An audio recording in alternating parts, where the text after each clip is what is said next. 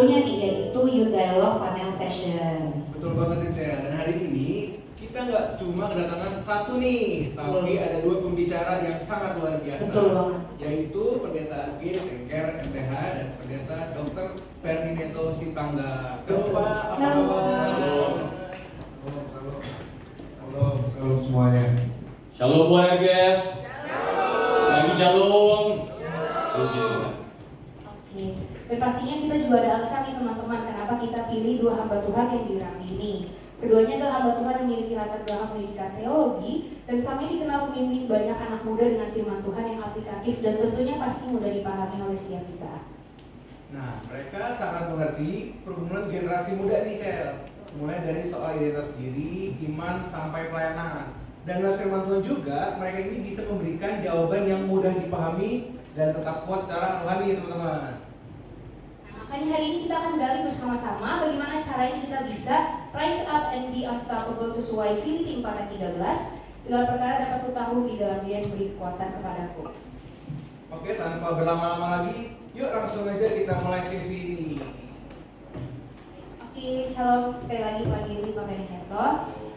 Jadi tema utama kita di Dialog volume ketiga ini itu kan rise up and be unstoppable Pak, di Filipi 4 ayat 13. Dan tentunya alasan kita pilih tema ini itu karena relevan dengan kondisi anak-anak muda saat ini, di mana mungkin banyak yang lagi transisi ke masa dari kuliah ke pekerjaan, lalu dari SMA ke kuliah. Nah, makanya kita tuh menghadapi banyak pergumulan masing-masing, banyak juga ekspektasi gitu. Nah, dan kadang kita tuh bertanya, benar gak sih kira-kira Tuhan kasih kita kekuatan, dan gimana cara kita bisa memegang Filipi 4 ayat 13 bukan hanya sebagai teori tapi juga untuk realitas keseharian kita. Sekian, boleh. Yes, ya. Jadi terima kasih pertanyaannya. Sekali lagi shalom. Kita percaya bahwa apapun kemanapun langkah kita, selama kita itu berjalan bersama Tuhan, maka Tuhan pasti pegang erat tangan kita. Dan ketika dalam lembah kekelaman sekalipun, Dia pasti akan menyertai kita. Termasuk kalau kita lagi menghadapi beban berat. Makanya 1 Korintus itu bilang begini, pencobaan-pencobaan yang kita alami adalah pencobaan apa? Biasa. Berarti masalah itu adalah hal yang biasa dan tidak akan melebihi kekuatan kita. Kalau kita pegang janji Tuhan bahwa apapun yang terjadi kita tidak akan dilepas, maka kita pasti akan aman baik-baik saja. Yang jadi masalah kan begini. Yang jadi masalah kan kita nggak tahu berapa besar kekuatan kita. Benar nggak? Saya pernah kasih contoh kalau nggak salah. Kalau misalnya saya tahu kekuatan saya sanggup angkat 100 kilo, ada beban di situ 90 kilo. Kira-kira 90 kilo itu saya anggap ringan atau berat? Ringan, kenapa? Karena saya tahu bahwa itu lebih ringan daripada kekuatan saya. Yang jadi masalah kita nggak tahu. Sehingga gara-gara nggak tahu, bebannya cuma 40 kilo, kita anggap beratnya minta ampun. Maka sering saya bilang, kalau kita sadar orang kita dipegang oleh Tuhan, jadi orang Kristen nggak boleh cengeng. Ya. Kadang-kadang ada banyak orang Kristen masalahnya cuma dikit, tapi update status sosial medianya panjangnya minta ampun. Ya. Ingat bahwa Tuhan pasti pegang erat tangan kita. Ya, coba sedikit ulangi itu pertanyaannya. Banyak dari kita yang sedang menghadapi pergumulan masing-masing. Kadang kita bertanya, benar gak sih Tuhan bakal kasih kekuatan? Dan gimana cara kita memegang Filipi 4 ayat 13 bukan hanya sebagai teori, tapi realitas keseharian kita juga. Ya, begini, segala perkara dapat kutanggung di dalam Dia yang memberi kekuatan kepadaku.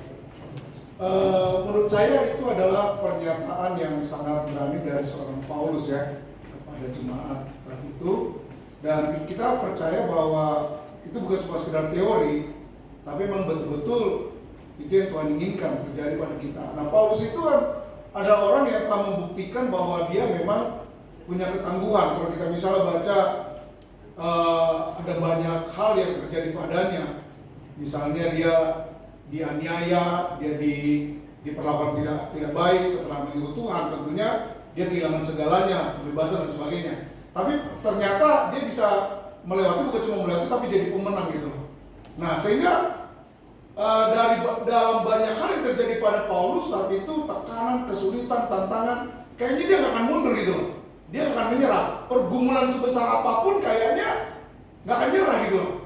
Maka Coba saya merenungkan ya, apa sih yang dimiliki oleh Paulus sehingga dia begitu kuat dan tangguh dalam kehidupannya setelah menyerahkan hidup pada Tuhan.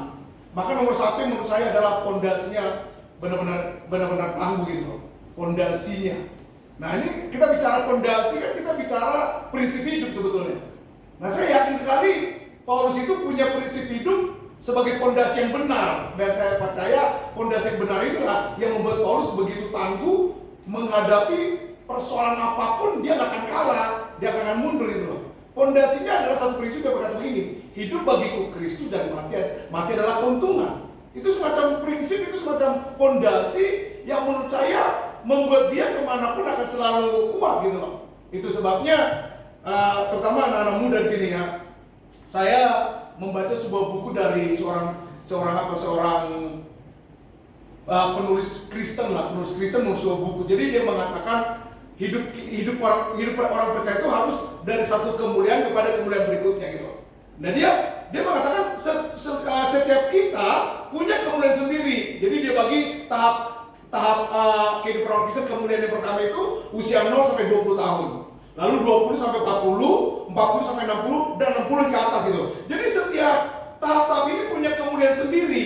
Nah saya fokuskan ke yang pertama aja ya, 0 sampai 20, kira-kira teman-teman segitu lah umur segini kan, umur segitu. Nah, maka bagaimanakah seperti pertanyaan tadi saudara Resa ya?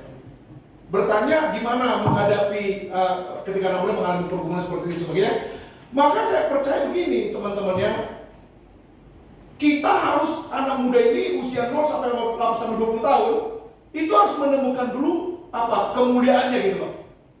Kalau nggak harus dapatkan kemuliaan, harus kemuliaannya apa gitu loh. Usia saya ada kemuliaan sendiri. Usia 40-60 itu kemuliaannya adalah udah saatnya berdampak gitu loh.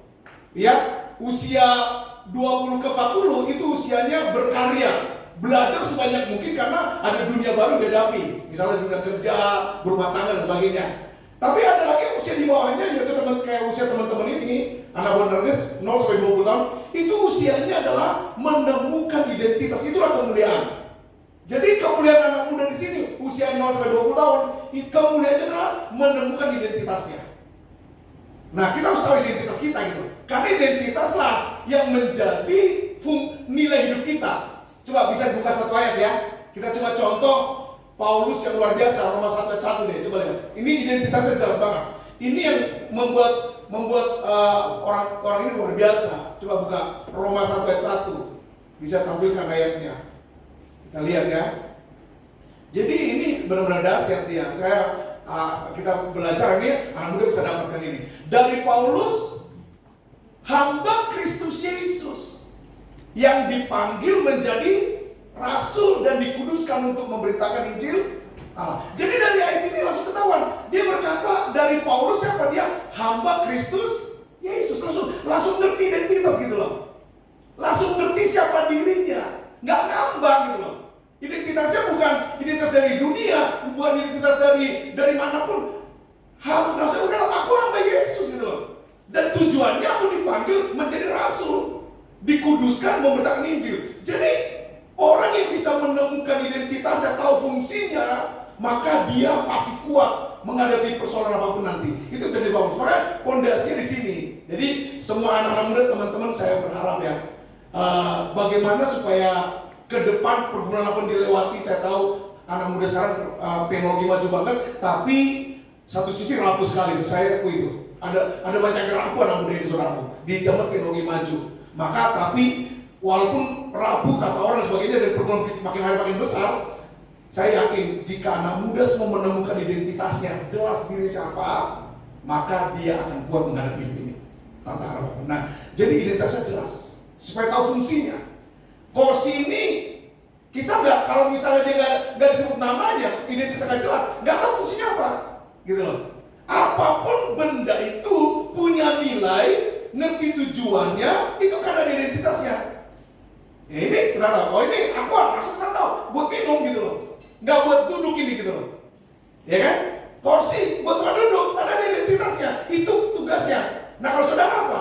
Ketika disebut saudara, siapa namamu? Ini terus saudara. Aku anak Tuhan.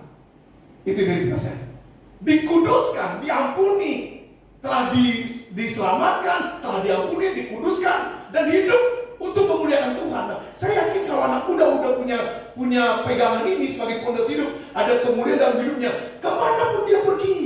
Contoh misalnya Yusuf ya, dia mengenal identitasnya dengan baik, maka berikutnya level berikutnya di kehidupannya dia bisa menolak dosa ya.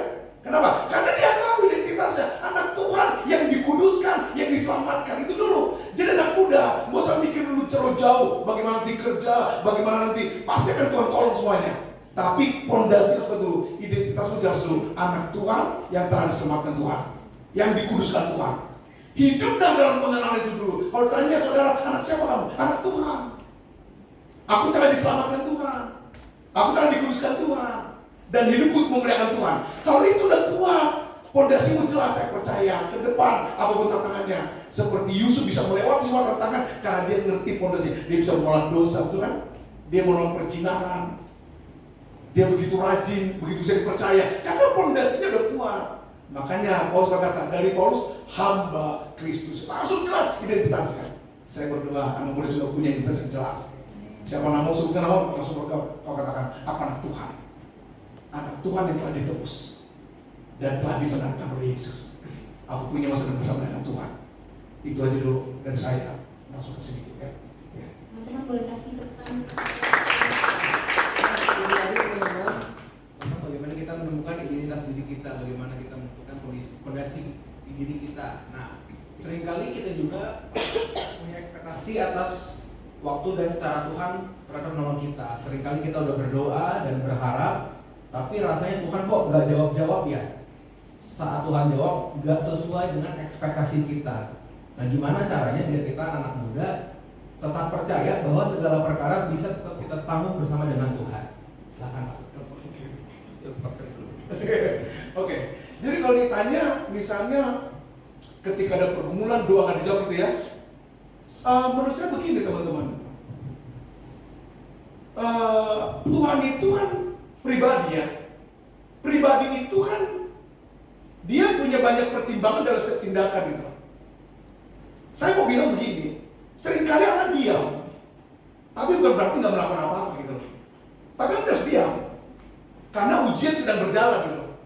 Saya dosen, kalau mahasiswa ujian, saya diam gitu. Nggak mungkin saya keluar di kelas kan? Ya nggak mungkin saya teriak-teriak. Bahkan ada tulisan di itu, tolong diam sedang ujian, betul nggak? Jadi kalau lagi diuji, ya pasti Tuhan diam gitu loh. Doa kita rasanya nggak dijawab gitu loh. Tapi bukan berarti dia nggak bertindak. Misalnya contoh diam, kita pun seringkali nggak diam kok. Ya, Allah diam, misalnya dalam peristiwa kejadian aja misalnya 400 tahun Allah diam ketika umatnya ditindas, betul nggak? Ditindas di Mesir. Bayangkan dia nggak bersuara, dia nggak berfirman. Tapi kan bukan berarti dia nggak bikin apa-apa. Diam-diam dia kan sedang mempersiapkan Musa kan. Walaupun kayaknya nggak berfirman 400 tahun di situ. Lalu kalau kita belajar di dalam kitab kita, di kitab Ester juga sama. Bahkan di kitab Ester nama Tuhan nggak muncul. Tapi bukan berarti ketika nama Tuhan nggak muncul, bukan berarti Tuhan nggak bergerak. Ternyata dari kisah Ester kita bisa lihat tangan Tuhan kok yang menyertai mereka betul lah, sehingga lolos dari kematian.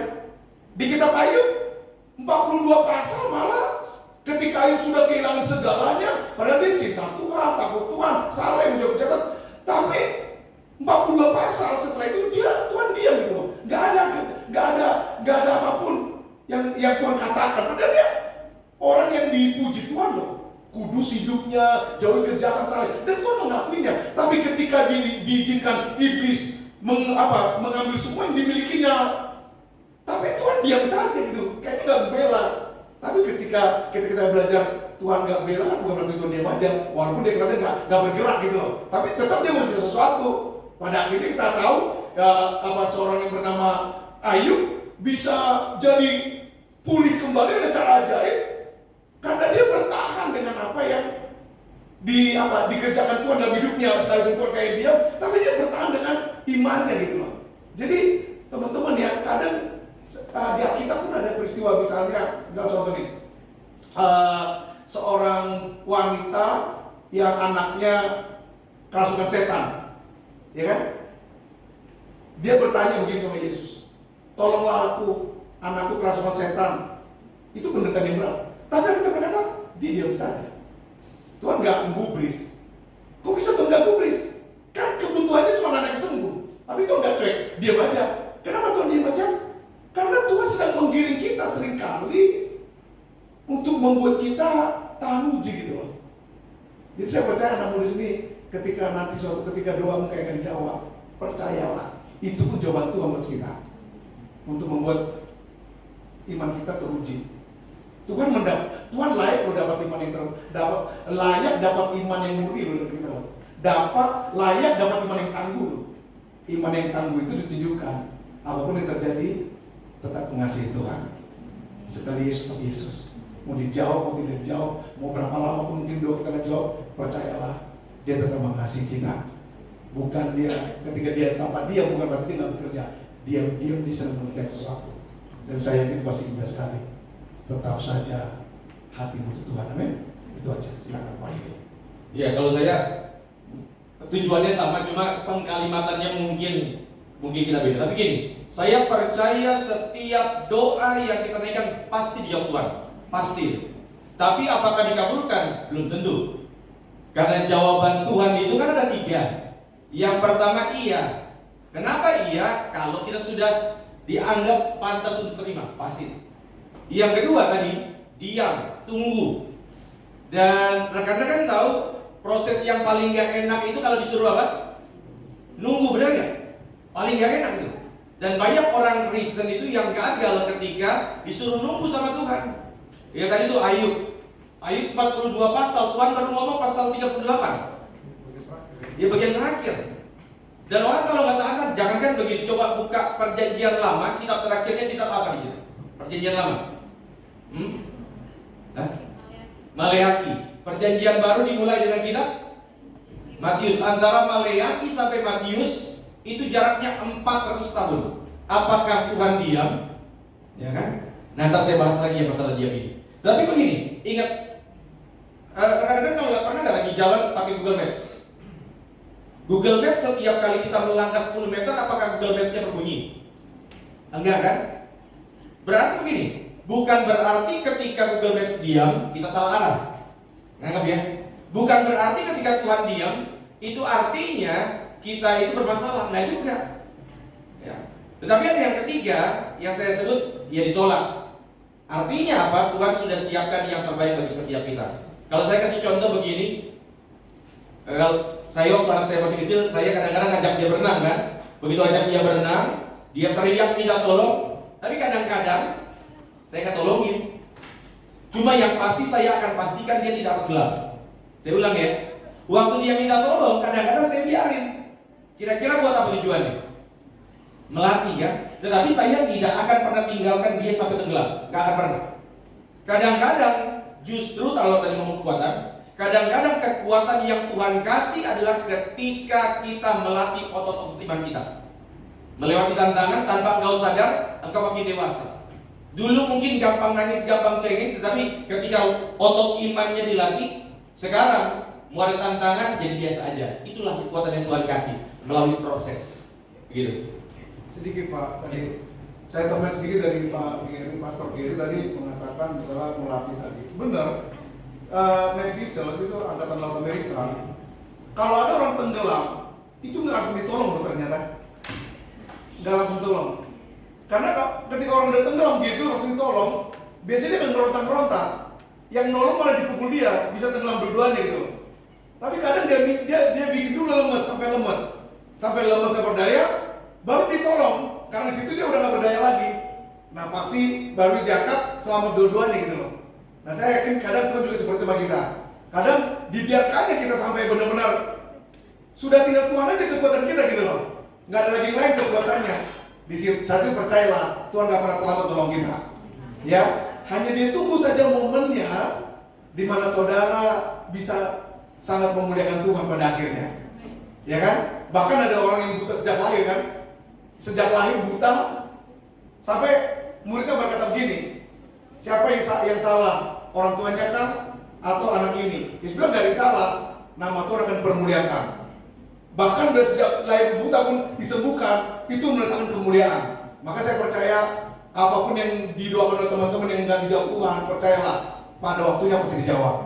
Tapi mungkin ada banyak hal proses di dalamnya sampai membuat kita menjadi begitu tangguh dan memuliakan Tuhan. Itu aja ya, tambahan dari sedikit saya dari saya dari pagi kita. Saya ada pertanyaan follow up Pak tentang tadi kan jawaban Tuhan ada 3 ya, ada iya, tunggu sama tidak. Nah, emang menunggu paling enak sih rasanya. Cuman kalau menurut Pak Giri dan juga Pak Tenento, kalau ternyata jawabannya tidak tuh Pak, kira-kira sikap hati yang harus kita miliki yang tepat gitu Pak dalam menghadapi jawaban itu, kita harus bagaimana Pak? Oke. Jadi sikap hati kalau misalnya jawabannya nggak sesuai dengan apa yang kita inginkan, artinya antara tunggu dan tidak.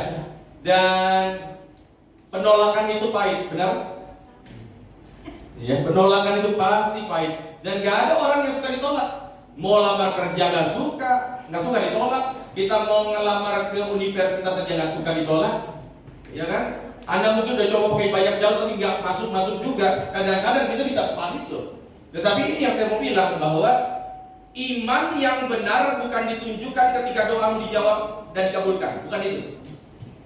Karena iman yang benar ditunjukkan apapun jawaban doa dari Tuhan, kita siap untuk menjalaninya, kita siap untuk menerimanya. Nah, bagaimana caranya supaya kita bisa melihat itu dengan sisi yang positif? Lihat ya, kalau yang kita lihat itu hanya sekitar kita, maka pandangan kita pasti lemah. Kalau yang kita lihat hanya sekitar kita, maka mungkin yang kita lihat hanyalah 3 hari, 5 hari, 1 bulan kekecewaan. Kenapa? Karena ketika doamu ditolak Tuhan, pasti akan ada efek-efek yang sampingnya kan? Saya ambil contoh begini, saya pernah cerita kalau nggak salah. Bagaimana dulu saya sudah mau masuk UI Pak, sudah diterima, cuma tiba-tiba gagal masuk karena masalah administrasi. Malu nggak? Malu. Kenapa? Udah sampai buat selamatan waktu itu, UI-nya nggak diterima. Karena kalau kata saya melihat 3 hari, 1 bulan, saya akan merasa malu, begitu kan? Tetapi kalau kita berdiri di atas menara sesuai dengan kata Habakuk, berdirilah di atas menara supaya bisa melihat kejauhan. Coba lihat ke kejauhan. Saya percaya di balik semua tanda petik kegagalanmu, Tuhan siapkan sesuatu yang luar biasa. Makanya Tuhan mengangkat kaki saya dulu ke Institut Berias S1, S2, dan kebetulan Pak Ferdo ini adalah dosen pembimbing tesis saya, dosen pembimbing 2. Ya Pak Ferdo ya, betul ya. Jadi saya bersyukur bisa berdampingan sama Pak Ferdo, dosen pembimbing 2 saya. Dan kadang-kadang kalau ketapel, kadang-kadang memang kita harus mundur beberapa langkah. Supaya apa? Supaya bisa maju depan. Kegagalanmu mungkin adalah sesuatu yang buruk di mata dunia, tetapi Tuhan sanggup mengubah lubang pengkhianatannya Yusuf itu menjadi tempat untuk diangkat. Tuhan sanggup untuk mengubah ya kegagalan Petrus menjadi sesuatu yang luar biasa untuk masa depan dia. Jadi jangan lihat sekeliling kita dengan jangka pendek, lihat ke depan rencana Tuhan yang luar biasa. Oke, saya tambahkan. Untuk tadi tiga respon Tuhan ya atas doa tadi, iya, tidak, dan tunggu ya. Saya percaya 3-tiganya itu adalah respon Tuhan dalam setiap doa kita. Misalnya ada tujuannya masing-masing. Kalau Tuhan bilang iya ketika kita berdoa, Tuhan jawab iya. Tujuan masih ada. Tujuannya adalah untuk membuat kita, iman kita bertumbuh gitu loh, ya kan? Karena kita percaya dapat. Ya, Tuhan berkata orang ini udah terlalu capek selama ini gitu loh. Udah terlalu banyak, udah terlalu tekan, terlalu berat, sehingga pasti Tuhan jawab iya untuk itu gitu loh. Nggak mungkin dibiarkan sampai hancur gitu, enggak. Iya, karena membuat iman bangkit kembali gitu loh. Tapi kadang Tuhan bilang juga tunggu, ya kan? Tunggu dulu. Ada sesuatu yang sedang Tuhan siapkan gitu loh. Ketika dia berkata tunggu, bukan berarti tidak gitu loh. Ada sesuatu yang lain yang sedang Tuhan pikirkan untuk mengubah sesuatu dalam hidup kita. Tapi ketika berkata tidak, berarti ada yang lebih baik dari apa yang kita minta itu. Dan itu yang Tuhan sediakan gitu. Saya dulu lulus teknik saudara. Dan saya udah berpikir, saya udah diangkat waktu itu menjadi trainer di sebuah perusahaan otomotif, pendidikan teknik Jepang. Entah kenapa dalam waktu 1 bulan berubah semua. Dan saya jadi pendeta, gitu loh. Karena saya nggak ngerti juga, kok jadi pendeta akhirnya sekolah teknik kok pendeta, nggak nyambung banget. Tapi nggak tahu kenapa itu terjadi gitu loh. Dan saya bisa sampai hari ini juga, ya karena saya percaya, menurut saya itu tuh nggak jelek banget. Teknik pendeta apa coba? Teknik Jepang saya masih kuliah aja waktu itu udah digaji saudara. Masih kuliah udah digaji. Dan lulus akan menjadi pengajar-pengajar di anak-anak baru masuk baru situ. Tapi aneh ya, saya kehilangan ijazah di tengah jalan, saya kehilangan uang, kehilangan semua gitu. Waktu perjalanan mau ke Batam, hilang semua dirampok di Lampung. Ketika dirampok di Lampung, saya blank mau balik ke Jakarta, malu mau lanjut ke Batam udah gak punya apa-apa gitu loh. Akhirnya saya nyangkut di Lampung waktu itu. Waktu nyangkut di Lampung, ketemulah sama satu pelayanan. Ada yang bersekutan doa di rumah-rumah. Dan ijazah saya udah diambil orang gitu loh, udah diambil semua. Uang saya juga habis, tas saya juga diambil. Gak ada apa-apa lagi waktu itu. Itu udah lama sekali peristiwanya. Dan penjahatnya ditangkap, tapi itu udah dirobek semua dia. Dan diinterogasi polisi, di mana kamu taruh ijazahnya? Di semak-semak di ujung sana. Saya baru pertama kali Lampung itu. Kita nyasar sama polisi yang jauh. Saya ketemukanlah itu benda-benda yang dirobeknya di sebuah pohon. Sampai polisi ngambilnya lagi, disusun lagi, baru surat keterangan. Setelah itu baru saya nggak lanjut ke Batam, langsung kerja waktu itu. Saya malah di Lampung itu ikut hadiri persekutuan doa. Jadi pendeta gara-gara itu.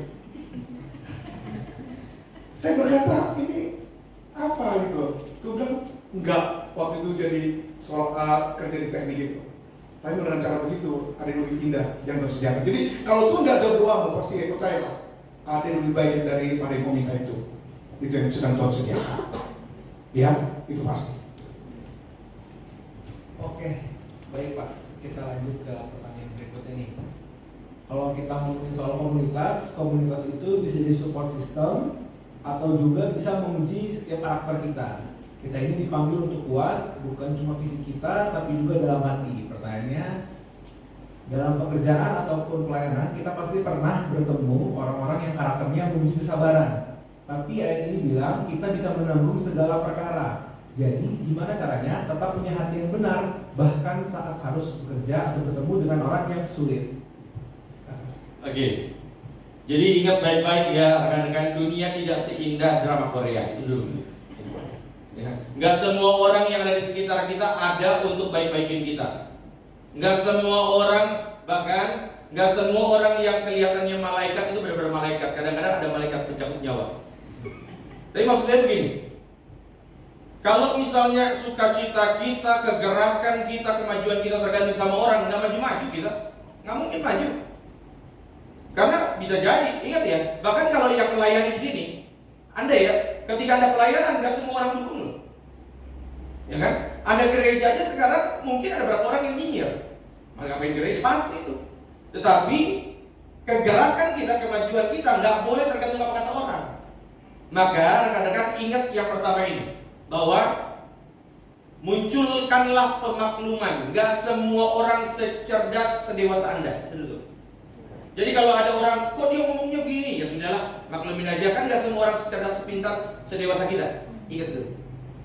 Yang kedua, ketika ada orang-orang yang melakukan hal-hal seperti itu, yang ngomongnya aneh-aneh, ingat ya bahwa telinga kita harus dikuduskan. Saya ingat bertahun-tahun lalu ada dosen, ada dosen saya, dia bilang begini, Gary, mulut kamu sudah dikuduskan belum? Telinga kamu sudah dikuduskan belum? Kalau telinga kita sudah dikuduskan, ingat ya, telinga ini nggak boleh lagi dengar-dengar kalimat yang menjatuhkan iman kita dan disimpan di hati. Nggak boleh. Itu namanya mengkuduskan. Dan kalau sudah dikuduskan, maka kita nggak bisa larang burung terbang di atas kepala kita, nggak bisa. Tetapi kita bisa larang burung bersarang di atas kepala kita. Kita nggak bisa melarang orang ngomong apa, mulut-mulut mereka, gigi mereka kok, ya kan? Tetapi kita bisa melarang, kita bisa memerintahkan kata-kata itu nyantol ke pikiran di otak kita. Yang ketiga, yang harus diingat adalah ngomongin komunitas. Paulus berkata pergaulan yang baik, pergaulan yang buruk merusakkan kebiasaan yang baik. Tapi kalau saya ubah sedikit kalimatnya, maka pergaulan yang baik bisa memperbaiki kebiasaan yang buruk. Winston Churchill pernah bilang begini, sebutkan ke saya siapa temanmu dan aku akan menyebutkan siapa engkau. Artinya lingkungan sangat berpengaruh. Dan yang terakhir, ini tips buat perhatikan ya. Kalau engkau ada dalam sebuah komunitas dan engkau paling pintar di situ, maka sudah saatnya engkau tinggalkan komunitas itu. Kenapa? Karena komunitas itu tidak cukup besar untukmu. Engkau harus naik lagi, perluas dengan komunitas yang lebih besar, bukan dengan tujuan untuk membanggakan dan memuaskan kedagingan, bukan. Tetapi pada akhirnya kita meningkatkan diri untuk kemuliaan Tuhan. Itu. Oke. Kalau ini pernyataan dari Paulus tadi kan. Jadi saya akan coba sedikit kepada Paulus. Dia punya satu kemampuan yang hebat, yaitu ketika dia punya juga ada pengerja pemberita Injil saat itu, tapi pemberita Injil palsu dia bilang kan. Ada pemberita Injil palsu, ada pemberita Injil yang benar. Jadi Paulus itu dia katakan aku memberitakan Injil karena kasih, motivasi kasih, dan bukan motivasi yang lain gitu, bukan karena yang lain, bukan karena kepentingan diri sendiri. Jadi dalam satu komunitas pun sama-sama pengerja berarti bisa juga ada yang berbeda gitu loh. Suatu ketika Paulus di penjara di Filipi itu, di penjara tertekan banget, dan dia di penjara karena memberikan Injil, bukan karena dia mencuri gitu loh. Nah saya tahu waktu dia di penjara lagi benar-benar banyak tekanan, banyak kesulitan, dan bukan karena kejahatan. Ternyata pemberita Injil di luar sana, para pengerja yang memberikan Injil, sama seperti dia, ternyata ngomongin dia gitu loh. Dan mereka nyerang Paulus di penjara. Mereka ngomong gini, tuh Paulus, nggak mungkinlah dia pemberita Injil yang benar, kenapa dia di penjara gitu loh. Kalau dia benar nggak mungkin di penjara dong. Pasti ada kesalahan yang dibuat, pasti ada kejahatan yang dibuat. Nah, gimana rasa Paulus di penjara? Dia berkata, aku udah berkorban, udah ninggalin semua, di penjara pun karena kasih, tapi masih dikatain gitu loh. Tapi rupanya luar biasa Paulus. Bagaimana dia bisa tidak kepahitan. Dia berkata, nggak apa-apa orang ngomongin saya. Berarti nggak apa-apa orang jelekin saya. Nggak apa-apa. Pertanyaannya, dia berkata nggak apa-apa, aku tetap bersuka cita. Pertanyaannya, kenapa dia bisa bersuka cita sementara komunitasnya toksik begitu itu? Kok bisa bersuka cita sementara bukan yang mensupport teman-teman yang di luar, malah menjatuhkan dia gitu loh. Udah jatuh tertimpa tangga, digigit piton lagi. Ya kan? Sangat mungkin dia kecewa, betul nggak? Sangat mungkin dia pahit, tapi enggak apa-apa. Diomongin nggak apa-apa, dibully nggak apa-apa, direndahkan sama teman pun nggak apa-apa. Aku tetap bersuka cita. Kok bisa? Cuma kalau menurut saya jawaban satu, karena dia sanggup menjaga hati. Selama kita sanggup menjaga hati kita aman dan tetap punya sukacita. Hati itu kan pusat hidup kita. Hati itu inti hidup kita. Saudara bisa bayangkan kalau hatimu tercemar, maka firman berkata, jagalah hatimu dengan segala kewaspadaan, karena dari situlah terpancar hidup. Jaga hati dengan waspada. Tuhan nggak pernah suruh kita jaga dompet waspada. Sekalipun kita jaga dompet kita, tapi nggak ada firman mungkin. Tuhan bahkan nggak pernah berkata jagalah kesehatan, enggak. Yang Tuhan minta cuma satu, jaga hati. Kenapa? Kalau jaga hati, saya yakin kesehatan terjaga. Dompet juga bisa terjaga karena diberkati oleh Tuhan. Jadi jaga hati, jangan biarkan penyakit-penyakit itu bisa merusak hatimu. Kepahitan, kebencian, dendam, kecewa, jangan. Itu jaga benar, jaga hatimu dengan waspada. Kenapa waspada? Karena itu tempat kita berkomunikasi dengan Tuhan. Bayangkan kalau hati sudah kotor, sudah rusak karena kekecewaan, karena masuk semua penyakit hati tadi, kita nggak lagi bisa merasakan kehadiran Tuhan loh. Kita nggak bisa merasakan dia menyertai kita, padahal dia tiap hari menyertai kita. Dia menuntun kita, tapi nggak bisa kita rasakan. Kenapa? Karena sudah dikotori. Makanya jaga hati.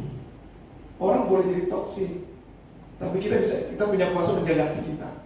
Kenapa harus jaga hati? Karena di hatiku hanya Tuhan yang berkuasa, bukan penyakit-penyakit yang lain, bukan kebencian, bukan kepahitan. Ya, jadi menurut saya, maka Paulus berkata, aku tetap bersuka cita. Saya berdoa untuk tetap bersuka cita.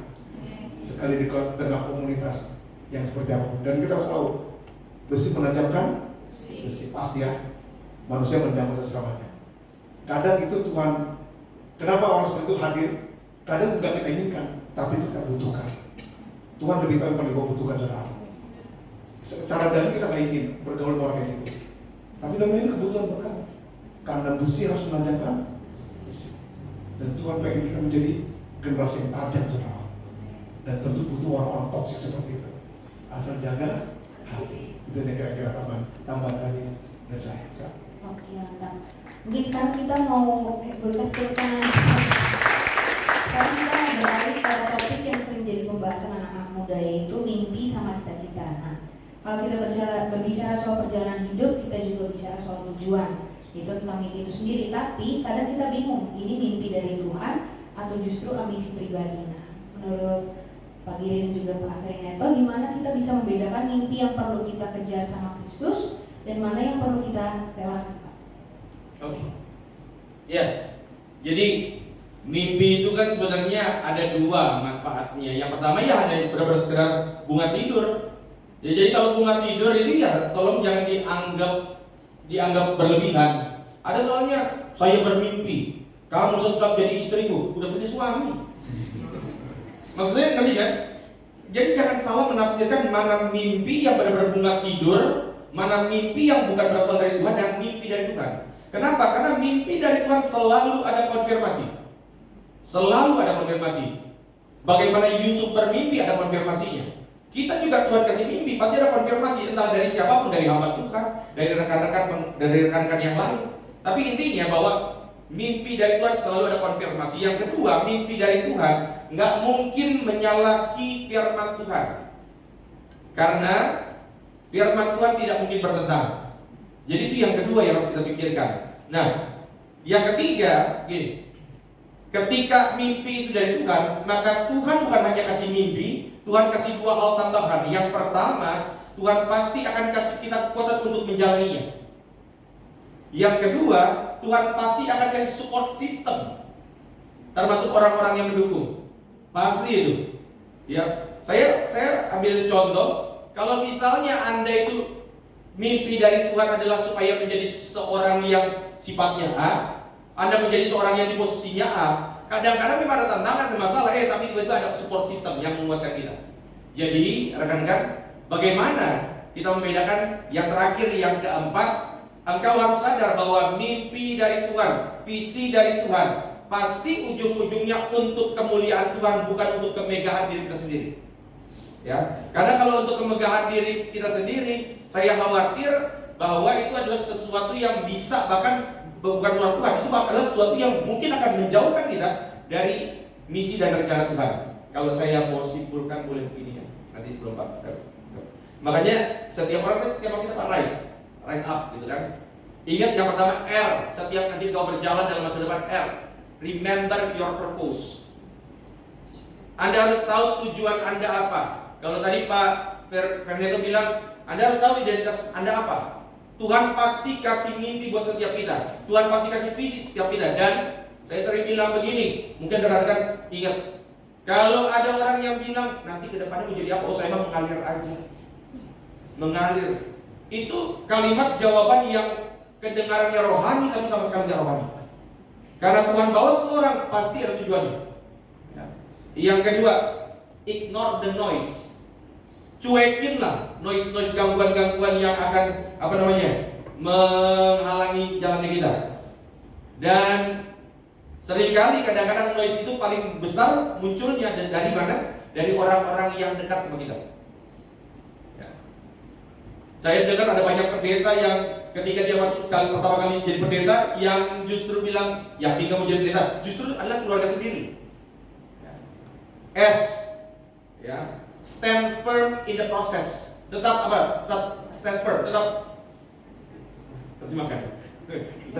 Tetap teguh, ya, tetap berpegangan selama proses itu terjadi. Ya, kenapa? Karena Anda dapat mimpi, besok nggak langsung kejadian. Butuh proses. Yusuf dapat mimpi, besoknya kan nggak langsung jadi gubernur, besoknya langsung penjara. Ya, Musa itu kan butuh 40 tahun dan seterusnya. Dan yang terakhir ini dia, empower others. Bahwa engkau juga harus bukan cuma berjalan sendiri, karena cara paling bagus untuk bertumbuh adalah mengajarkan orang lain untuk bertumbuh. Cara paling bagus untuk belajar adalah ngajarin orang lain. Jadi empower others. Gitu. Oke, sedikit saya mengenai masa depan tadi ya. Bagaimana, apa tadi? Karena kita bingung ini mimpi dari Tuhan atau ambisi pribadi. Oke. Jadi begini, ada firman berkata di Amsal 18 ayat 3 kan, masa depanmu sungguh ada dan harapanmu tidak akan hilang. Dari situ kita bisa tangkap bahwa Tuhan menjadikan masa depan itu. Cuma masa depan itu harus jelas juga. Karena masa depan gak jelas, hidup itu juga gak jelas gitu loh. Disebut masa depan sungguh ada, belum jelas itu. Seperti apa yang jelas? Misalnya contoh, kita mau bikin kursi. Kita belum jelas langsung pergi ke toko bangunan beli satu ember apa? Paku. Ya bisa kelebihan kan persiapannya atau kekurangan. Yang benar itu adalah kalau kita bikin kursi, gambar dulu otak kita gitu loh. Kursi segini ini pasti yang jumlah kita beli pas gitu loh. Nah itu masa depan. Masa depan sungguh ada, tapi harus jelas seperti apa. Makanya tugas kita supaya kita nggak ngawur dengan masa depan, mencapai masa depan kita harus pastikan dulu seperti apa masa depan disediakan Tuhan. Dan saya baca di dalam kitab ada dua, ada masa depan yang paling dekat dengan kita dan ada masa depan yang paling jauh. Yang paling dekat adalah Tuhan datang kedua kali. Itu masa depan terdekat kita loh. Bisa datang kapanpun, bisa malam ini loh. Kalau bisa malam ini datang, kan kita masih persiapan yang akurat kan. Jangan sampai kepada seperti 5 gadis bodoh. Dia nggak bikin kejahatan, tapi persiapannya nggak cukup gitu loh. Akhirnya gagal gitu. Ingat ya, masa depan yang terdekat adalah Tuhan datang.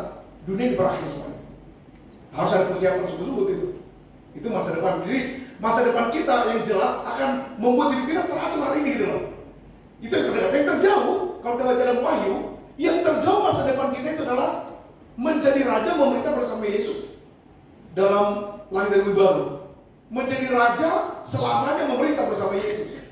Jadi kalau itu masa depan paling ujung, paling mentok, menjadi raja loh. Menjadi raja memerintah bersama dengan dia. Kalau kita tahu itu masa depan udah jelas begitu, ya mulai sekarang latihan dong jadi raja.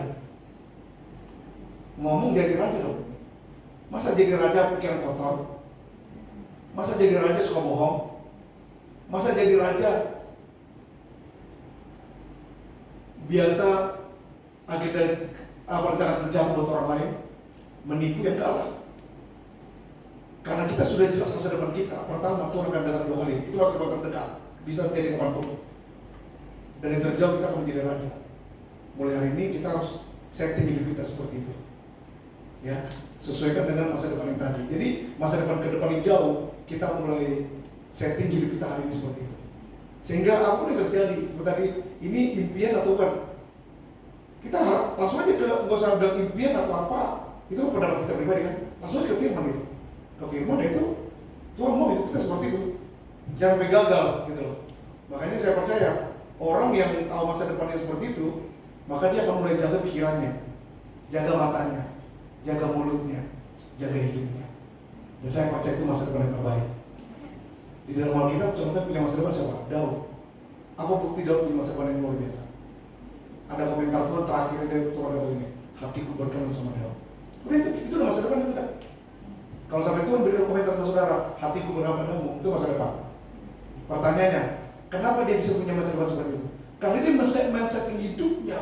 Dia berkata, aku berdiam di rumah Tuhan seumur, hanya itu yang aku mau. Yang ku ingin adalah berdiam di rumah Tuhan seumur hidup. Berdiam di rumah Tuhan seumur hidupnya itu menjadikan dia bisa meraih masa depan keren di ujungnya. Aku berkenan padamu. Makanya hari ini impian apapun yang ada pada saudara harus tahu dulu masa depan yang Tuhan sediakan. Itu sesuatu yang pasti. Setting hidupmu untuk ke situ.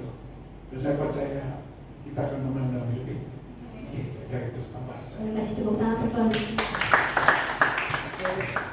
Terima kasih nih Pak Geri dan Pak Ferdinando atas tadi pertanyaan yang dijawab. Mungkin dari kami ada sisa satu nih pertanyaan lagi Pak. Kalau hari ini kita mau sungguh-sungguh hidup dalam semangat yang unstoppable, langkah pertama apa yang harus kita ambil supaya hidup kita benar-benar bertumbuh pada kekuatan Kristus, bukan kekuatan diri kita sendiri? Oke. Apa tadi pertanyaan saya? Kalau hari ini kita mau hidup sungguh-sungguh dalam semangat yang unstoppable, langkah pertama apa yang harus kita ambil supaya hidup kita bertumbuh pada kekuatan Kristus, bukan kekuatan kita sendiri? Saya temukan 3. Kita kembali pada Paulus saja kan. Paulus yang memang menjadi acuan kita. Yang pertama, menurut saya memiliki prinsip hidup yang sama sebagai fondasi tadi Paulus, yaitu hidup bagiku Kristus dan mati adalah keuntungan. Yang kedua, menurut saya adalah kita harus bisa memiliki cara hidup yang selaras antara perkataan dan perbuatan sehingga jadi teladan. Paulus pernah bilang sama Timotius, ikutilah ajaranku dan ikutilah cara hidupku. Pemimpin harus berani ngomong gitu loh. Itu baru pantas jadi teladan. Orang udah kalau jadi teladan masih kuat hidupnya, nggak mungkin roboh, betul nggak? Karena jadi teladan. Dia berkata, ikuti ajaranku, dia bilang sama Timotius. Kalau ajaran semua juga bisa ngomong gitu kan? Dia jago khotbah, jago ngajar, bisa. Semua juga bilang, ikuti ajaranku dong, ikuti yang aku ajarkan, bisa. Tapi bagaimana kalau benar-benar ikuti juga cara hidupku? Gak banyak pemimpin berani ngomong gitu. Tapi Paulus berani ngomong itu. Ikuti cara hidupku, ikuti ajaranku, ikuti pendirianku, ikuti imanku. Wow. Ini jadi teladan dia, antara omongannya sama perbuatannya selaras. Saya yakin kalau kita udah selaras antara apa yang kita ucapkan dan apa yang kita lakukan, saya yakin kita jadi teladan. Orang jadi teladan pasti kuat. Maka Firman berkata, janganlah engkau dianggap remeh ketika kau masih muda. Jadilah teladan dalam perkataan dan sebagainya. Kalau jadi teladan, nggak bisa direndahkan. Amin. Nggak ada direndahkan. Dan kita percaya kamu akan tetap naik dan bukan turun. Kamu akan jadi kepala bukan ekor. Itu kepala dan bukan ekor itu berbicara berkat materi, tapi berkat jadi kepala itu teladan. Kamu kepala dan bukan ekor, kamu naik dan bukan turun. Yang Tuhan maksud adalah kita harus bisa jadi kepala. Kepala itu mempengaruhi kan? Kalau kita jadi kepala, saya yakin sekali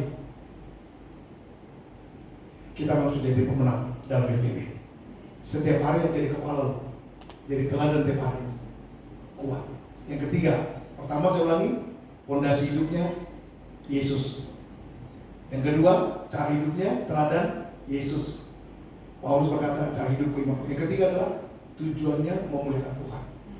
Jadi ada 3 fondasi, cara hidup, teladan, dan tujuan. Tujuannya memuliakan Tuhan. Paulus berkata, Yesus dimuliakan dalam tubuhku, baik dalam hidupku maupun dalam matiku. Mau hidup mau mati sama bagi dia. Saya bayangin, suatu hari dia jabat tanya gini sama dia, Paulus, kamu kalau disuruh pilih hidup atau mati? Karena berkata mati itu untuk gak dia ngomong kan? Dia berkata, kalau suruh pilih hidup atau mati, aku pilih mati. Kenapa? Karena gak tersiksa lagi. Langsung ketemu Tuhan. Itu adalah satu kehidupan yang sangat luar biasa. Indah tak terkatakan, nyaman tak terkira. Kalau aku disuruh pilih hidup atau mati, aku pilih mati. Ketemu Tuhan, gak disiksa, gak ditangkap, gak dibully, gak dipenjara, gak disiksa lagi, gak menderita kelaparan lagi, gak semua. Tapi dia bilang gini, tapi kalau aku hidup, tersiksa sih, merasa lapar sih, tapi punya kesempatan memberitakan Injil, menghasilkan buah. Dia berkata, memang tersiksa, tapi bisa menyelamatkan hidup orang lain. Dan dia berkata, aku pilih hidup saja untuk menghasilkan buah bagi kemuliaan Tuhan. Kira-kira itu 3 poin itu, fondasinya, cara hidupnya atau teladannya, dan tujuannya memuliakan Tuhan. Saya percaya itu bisa jadi landasan kekuatan. Silakan Pastor. Oke, boleh kasih tepuk tangan lagi. Luar biasa ya sharing kita dengan para pembicara hari ini. Nah, kita semua diingatkan bahwa kekuatan sejati itu bukan dari seberapa hebatnya kita, tapi seberapa kita bergantung sama kekuatan sekarang kita juga pengen kasih kesempatan nih buat teman-teman yang mungkin mau nanya ke para pembicara tentang pergumulan atau pertanyaan tentang iman, panggilan, pelayanan atau mimpi. Lebih lagi tentang tema kita hari ini. Jadi silakan aja langsung tanya kalau ada yang mau ditanyakan. Nanti dari tim Bonerges akan bantu kasih mikrofon untuk teman-teman sekalian. Jangan malu-malu ya. Oke, silakan. Boleh banget, langsung ditanyain aja. Karena kita di sini santai nih teman-teman. Kalau ada yang mau ditanyain langsung angkat tangan. Ini mohon maaf ya Pak, masih malu-malu semua. Boleh dari teman-teman Bonerges atau mungkin dari teman-teman pengajar yang mau bertanya boleh langsung angkat tangan. Oke, ada. Ben. Kakak boleh tolong angkat tangannya Kak biar Ben bisa lihat. Nah ya, silakan Kak Sandra. Shalom semua. Shalom Pastor. Perkenalkan nama aku Sondang. Aku mau nanya, tadi kan kita dengar gitu Pastor bilang kalau jadi orang Kristen itu nggak boleh cengeng, nggak boleh lemah gitu kan, harus kuat iman dan lain sebagainya. Nah tapi kalau lihat realita, apalagi kayak kita anak-anak muda zaman sekarang itu apalagi sering dengar gitu kita tuh Gen Z tuh mentalnya mental strawberry gitu, yang kayak disentuh dikit langsung meluber gitu. Nah aku pengen tanya juga, kalau sekarang tuh kita sering banget dengar tentang kayak dikit-dikit orang tuh kena mental health gitu. Maksudnya kayak dikit-dikit aku tuh depresi, aku tuh kayak anxiety gitu, kayak kena tekanan dikit langsung begitulah. Nah sebenarnya kita tuh sebagai orang Kristen boleh pasti kayak depresi gitu sebenarnya, atau sebenarnya penyakit-penyakit kayak gitu tuh ya cuma karena kurang iman doang atau karena kurang bersyukur. Nah pandangan pastor itu terhadap hal itu seperti apa ya? Terima kasih. Thank you Pak Sandra untuk pertanyaannya. Silakan. Iya, jadi yang pertama menarik tuh dibilang bahwa sekarang mentalnya lebih lemah. Saya nggak setuju ya. Bagi saya, karena saya kan ngomongin tentang sesuatu yang sifatnya subjektif. Karena subjektif, orang dulu bilang yang sekarang mentalnya tempe, mental strawberry. Begitu juga sebaliknya, akan saling menyalahkan. Tapi kalau menurut studi bahwa mau dulu mau sekarang, siapapun orang yang belum punya tanggung jawab mentalnya pasti lemah. Ya kan? Pasti gampang mundur. Tetapi ketika orang udah punya tanggung jawab, taruh saja dia berkeluarga, maka nggak akan gampang cengeng. Itu prinsip paling sederhana. Bedanya apa? Dulu nggak punya fasilitas untuk curhat, sekarang punya fasilitas untuk curhat. Ya kan? Makanya sekarang tadi saya bilang masalah dikit, update satu sosial media. Mungkin juga dulu kalau misalnya ada masalah dikit, ya kan? Diledekin Jepang misalnya dulu, atau diledekin Belanda, bisa aja kalau ada sosial media mungkin dulu begitu. Sama aja. Maksud saya begini, jangan menganggap rendah generasi kita. Ya, kita kan sama-sama generasi Z kita kan. Sama-sama umur 20 kita kan. Jadi jangan menganggap rendah generasi kita. Generasi kita generasi yang spesial. Maka sering saya katakan begini, saya ambil contoh. Ya mungkin nanti rekan-rekan boleh lihat lah generasi baby boomers XYZ. Kita punya spesial, salah satu spesialan kita apa? Kita ini adalah generasi Z ya. Anda itu orang-orang yang cerdasnya luar biasa loh. Ya. Mungkin kalau di sini Pak Alfredo juga kita lihat anak-anak kita gitu kan. Mereka kita nggak ajarin bahasa Inggris bisa bahasa Inggris loh. Ya, kita nggak ajarin komputer mereka bisa komputer. Ya. Bahkan kalau zaman dulu saya kecil kan hanya 1, 2, 3, 4, sekarang 1, 2, 3, 100%. Udah beda. Artinya Anda punya keuntungan, Anda punya keunggulan di bidang teknologi dan lain-lain. Boleh nggak sih sebetulnya kita sedih? Ya boleh. Justru kalau kita menghadapi tantangan masalah nggak sedih, berarti Anda punya masalah mental. Iya dong. Karena kalau misalnya kita disakiti terus kita ketawa-ketawa ceria, itu masalah mental. Jadi masalah mental memang ada, cuma bentuknya berubah-berubah. Namanya sekarang lebih ditemukan konsepnya. Kalau dulu dia suka dia masuk bangga diri, sekarang namanya NPD. Begitu kan? Namanya ditemukan tapi kasusnya dan dulu ada. Begitu kan? Nah jadi kalau lihat yang pertama bagi saya, jangan anggap bahwa kita ini adalah orang yang cengeng. Bukan. Tapi makin lama pun nanti akan Anda makin dibentuk. Oleh apa? Pengalaman, tantangan, masalah. Maka sering saya bilang, siapa di sini yang punya masalah? Yang nggak punya masalah, yang punya. Kalau sampai di sini ada yang nggak punya masalah, saya undang dia ke depan, saya akan doain dia supaya dia punya. Karena masalah itu mendewasakan. Apa yang engkau cerita, yang engkau alami, yang engkau tangis sekarang ini, percaya sama saya, 20 tahun lagi engkau akan ceritakan kisah itu kepada anak-anakmu sebagai bahan lelucon. Ih, dulu mama, dulu papa, pasti gitu. Yang kita tangis sekarang ini, kita akan anggap itu sebagai lelucon. Dan saya percaya tantangan masalah yang engkau hadapi sekarang, engkau tangis sekarang, mungkin juga 20 tahun dari sekarang engkau akan menceritakan itu sebagai sebuah kesaksian bagaimana Tuhan membentuk kita makin hari makin dewasa. Begitu, son kami berkati.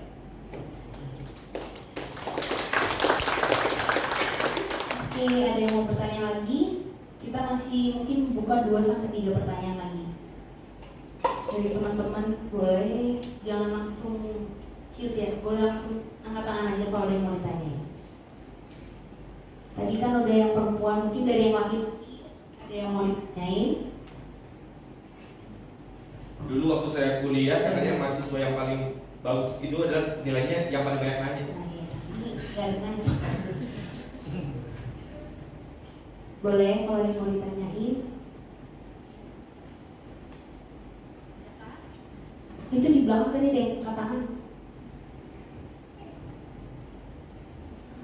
Mau nanya kak, itu yang di belakang Kak Kenneth yang lagi di HP tuh. Oh enggak, ternyata mumpung kita lagi ada kedatangan 2 pembicara nih. Ini kan jarang-jarang banget, biasanya cuma 1. Nah ini kita dikuatin sama 2 pembicara kita yang hadir hari ini. Boleh yang mau nanya, bebas. Jadi ada yang mau ditanya Jason? Coba, ayo ada yang mau ditanya?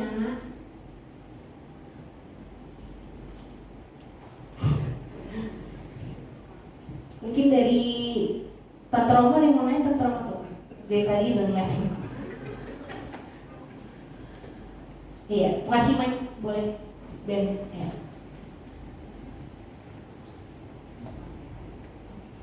Sebenarnya udah banyak yang ditanyain itu.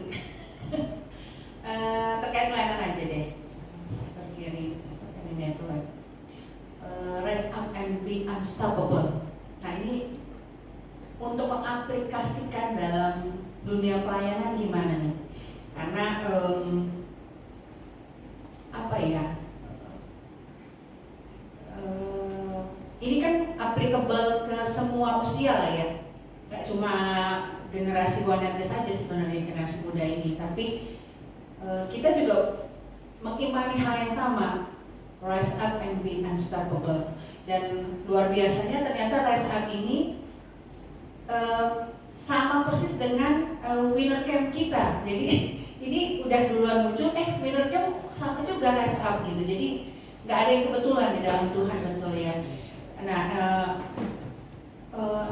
mengaplikasikannya dalam dunia pelayanan, karena kan yang paling challenging kalau menurut saya itu adalah di dalam dunia pelayanan ya. Kalau dunia marketplace, dulu saya pernah kerja, iya big profesional, sama-sama digaji, gitu kan? Ya sebatas itu aja. Jadi karena kita diupah, makanya kita doing extra mile. Bahkan di dunia kerja aja dulu saya pernah tahun 2000 itu saya pegang sampai sekarang. Waktu saya baru tamat dan saya join di City waktu itu, City Bank, saya dibilang, saya dipanggil Uli waktu itu. Uli, do extra mile. Kalau kita melakukan sesuai job desk, apa yang mau dibanggain nggak ada. Memang itu udah kewajiban gitu. Tapi just do extra mile. Dan itu saya lakukan dengan sepenuh hati. Puji Tuhannya ada buahnya gitu. Jadi ada promosi, ada segala macam hal. Dan itu saya terapkan dalam dunia pelayanan. Malam melintang di Cibubur ini dengan segala macam bentukan Tuhan tuh berjalan 14 tahun bersama keluarga. Nah, dalam dunia pelayanan ini kan ya udahlah bagian dia itu, udahlah ini, udahlah itu. Padahal rise up and be unstoppable ini juga applicable sekali di dunia pelayanan, benar nggak ya? Jadi boleh dikasih pemahaman yang akurat. Terima kasih. Saya begini, sama seperti kita memiliki mobil baru, tentu ada manual book dikasih kan? Saya percaya begitu. Manual begitu kan ada seluruh isi tentang mobil itu gitu loh. Kecepatan, batas kecepatan, bahan bakarnya apa, kalau fitur-fiturnya dikasih tahu semua. Itu manual book kan. Panduan itu. Dalam pelayanan juga saya percaya Tuhan punya panduan. Semacam manual book. Dan kita harus ngerti itu aturan mainnya gitu loh. Beberapa saja ya poin-poinnya, disebut dalam Lukas pasal 10. Ada beberapa panduan yang Tuhan taruh di sini, siapapun kita dalam dunia pelayanan ya. Yang pertama, panduannya berkata begini, Lukas 10 ayat yang kedua. Dikatakan, tuaian memang banyak, tetapi pekerja sedikit. Yang pertama berarti pelayanan ini banyak banget pekerjaannya gitu loh. Dan gak akan habis. Banyak banget, tapi gak ada habis gaji. Gitu loh. Orang kalau misalnya ngelamar kerja, kan ditanya dulu, kerjanya banyak apa sedikit? Lalu gajinya banyak apa enggak, sesuai enggak? Nah ternyata ini pekerjaan tahun ini banyak banget, tapi gaji gak dibicarain. 70 orang yang dipanggil waktu itu wawancara mau masuk pelayanan, mereka udah kerja semua itu gitu loh. Mereka orang yang kepake gitu, bukan orang pengangguran. Nah mereka ketika tahun begitu, mau kerja nggak di ladangku? Pertama panduannya kerjanya nggak akan habis, tapi gaji nggak ada gajinya. Dari 1000 orang kemungkinan udah mundur berapa orang tuh? Itu baru panduan yang pertama. Panduan yang kedua, Yesus berkata lagi begini, ayat berikutnya. Pergilah, sesungguhnya aku mengutus kamu seperti anak domba ke tengah serigala. Rupanya pelayanan ini bukan cuma dibully, resikonya tinggi sekali. Bukan cuma diomongin. Karena serigala sama domba bukan cuma diomongin, tapi diterkam gitu loh. Jadi hati-hati loh pelayanan ini kalau nggak jaga-jaga kekudusan loh. Harus benar-benar siap ya. Karena risikonya tinggi sekali. Terus yang ketiga, menurut panduan Yesus ya, dalam dunia pelayanannya, udah gak kerjanya banyak banget, gak ada habis-habisnya, risikonya tinggi, bisa diterkam. Lalu berikutnya dikatakan begini, janganlah membawa pundi-pundi atau bekal, gak dimodalin. Jangan berharap dikasih modal, gak dimodalin, modal sendiri. Dan Tiberius ini terapin banget ini, pelayanan modal sendiri. Berarti Tiberius sesuai firman Tuhan, sesuai panduan Tuhan. Iya kan? Lalu berikutnya lagi, kalau kamu masuk di suatu rumah, katakan dulu, kamu bisa diterima atau tidak. Jadi belum tentu dapat upah gitu loh, karena belum tentu diterima orang juga di rumahnya. Kalau diterima kasih makan gitu loh. Jadi udah risikonya banyak, kerjanya nggak bisa habis, modal sendiri, belum tentu dapat upah karena belum tentu diterima orang juga. Yang terakhir, ayat ini kalau kita baca lagi, yang terakhir dia mau bercerita tentang produk pun belum tentu diterima juga. Karena izin gak selalu diterima orang kan. Sekarang bayangkan, mereka udah kerja, ditawarin kerja masuk ke pelayanan, tapi pedomannya kayak begitu, manual booknya begitu. Kira-kira ada yang bertahan gak? Ada yang bertahan gak? Kalau dunia kerja, udah punya pekerjaan loh 70 orang itu, mereka bukan orang pengangguran, tapi ditawarin kerja sama Yesus, gitu. Tapi 5 kondisi, aturan main dan semacam manual book pelayanan.